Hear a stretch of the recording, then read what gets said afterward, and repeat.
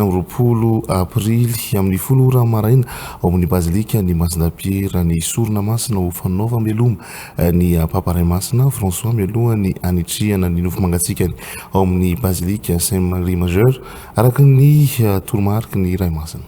Efa mandeha ny tombatombana amin'izay kardinaly soloan'ny Papa François amin'izao fotoana izao fifidiana mandritry ny conclave na fivoriana amin'ny kanto-trano ireo kardinaly no ahazona ny anaran'izay hitarika indray ny Eglizy Katolika maneran-tany afaka 5 andro taoriany namoizan'ny Inde anisan'ireo kardinaly 730 ifidin'ny Papa vaovao ny kardinaly ny Madagasikara ny Eminence Monseigneur Désiré tsara azana ho an'ny Madagasikara isy ny sorona masina lehibe fisaorana n'Andriamanitra noho ny fahasoavana azo ny fiangonana tamin'ny Papa François raha mpitso maraina eny amin'ny ekara Masinda François Xavier eny an-tanimena fitiavana dony sary France 24 sy Vatican News.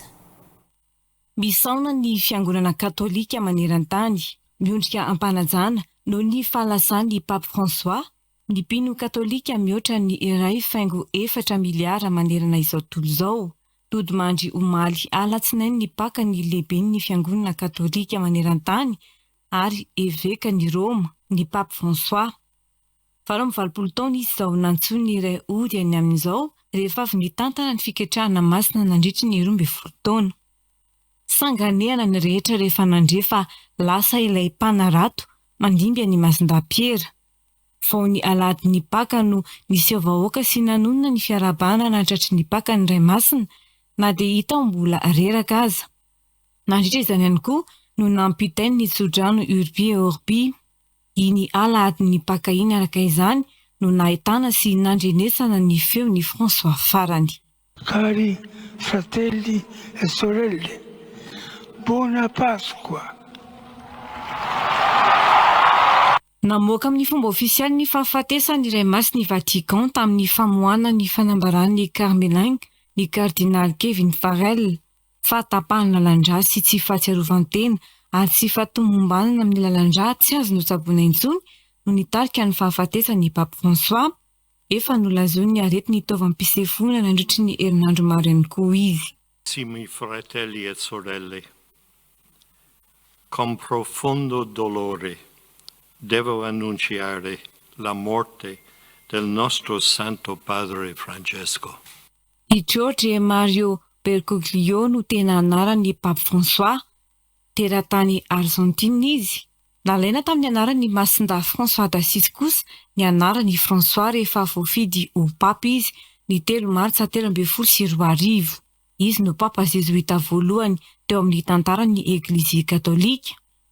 Manamarika manokana ny fitopitantana ny fanindraindrany ny fandriam-pahalemana, ny maolona, ny firaisankina, fa indrindra ny fanehoam-pitiavana manokana amin'ireo ahiliky ny fiarahamonina sy ireo marevo.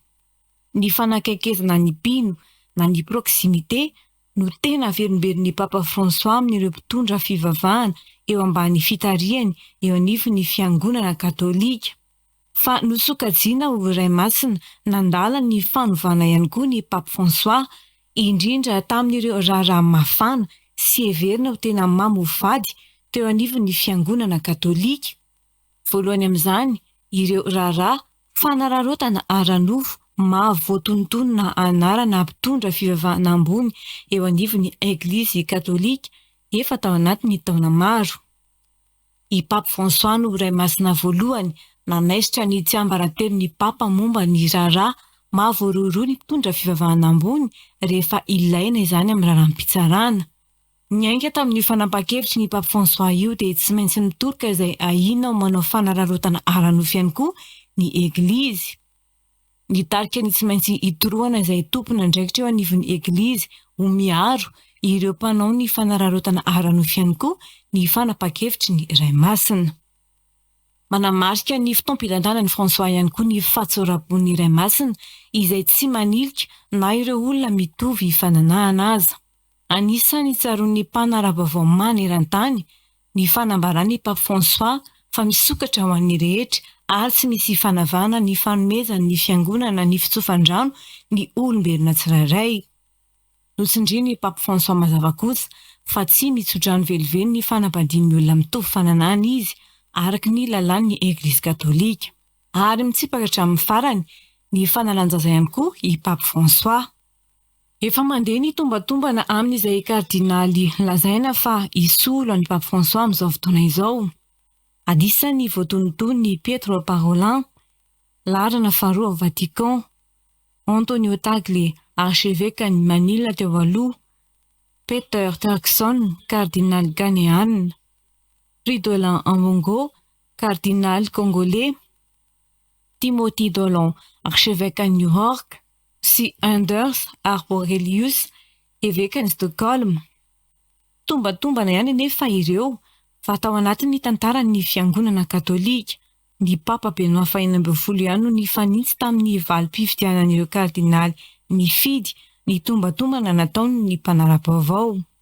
Misa 70 ireo kardinaly afaka mifidy mandritra ny fikatonan-trano na conclave ao amin'ny Chapelle Sixtine ao Vatican, ifidy izay tantana indray ny Eglise katolika maneran-tany. Anisan'ireo kardinaly ifidy ny Papa vaovao ny kardinaly Madagasikara, ny Eminence Monseigneur Désiré Tsarazana, ka fantatra fa itoto ho an'i Roma ny kardinaly aorian'ny soronamasina lehibe ho fisaonan'Andriamanitra noho ny fahazon'ny fiangonana fahasoavana tamin'ny Pape François, raha pitso maraina eny amin'ny ekamasinda François Xavier eny an-Tanomena. Ny fivoahan'ny setroka fotsy miaraka amin'ny fampanenoana lakolosy manerana ny Chapelle Sixtine sy ny fitenenina hoe Habemus Papam, na hoe nahazo Papa vaovao isika no alalana fa voafidy ny Papa vaovao isolo toerana ny Pape François, izany hoe Papa fa 720 eo anivon'ny fiangonana katolika. Tsy araky ny fiheveran'ny ankamaroany ny mpanara-baovao azy, izay mivoy fa tandrefana sy fotsy hoditra hatrany no lany Papa. Efa nisy ny iray masamisa 3 mainty hoditra teo amin'ny tantaran'ny fiangonana katolika, dia i Victor larana voalohany, Papa fa 14, ny Tiade, Papa fa 13, sy i Gelase voalohany, Papa fa